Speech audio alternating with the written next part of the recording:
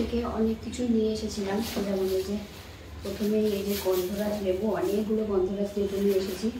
তো কিছুটা দিদিদের দেবো, আর নতুন কিছু ট্রাই করাবো, কারণ এখানে তো গন্ধরাজ লেবু পাওয়া যায় না, আর দিদিরা জানেও না হয়তো গন্ধরাজ লেবুটা কী হয়। তারপরে নিয়ে এসেছিলাম যেগুলো আমার খুব দরকার রান্নার কাজে।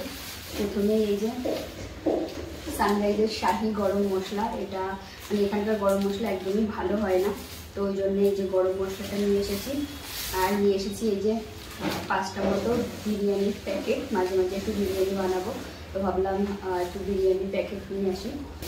আর মেন এইগুলো শাশুড়ি মা পাঠিয়ে দিয়েছে, এটার মধ্যে রয়েছে ফুলের আচার, এটা আমার খুব পছন্দের। তারপরে এর মধ্যে রয়েছে আমের আচার, এগুলো সব আমার শাশুড়ি মায়ের হাতে বানানো। কুলের আচারটা আমি বানিয়েছিলাম। সব থেকে স্পেশাল যেটা, সেটা হলো ये जो आम शक्तो, ये जो है ना ये नींबू है, इसका जो स्मेल आता है ना आप खा के देखना दाल के साथ। मुझे लगा अमरूद है। नहीं नहीं नहीं,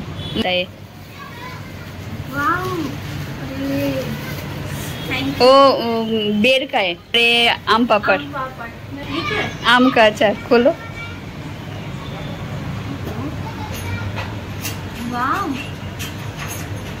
ये मेरे सासू माँ ने बनना है, ये भी मेरे सासू माँ ने ही बनना है।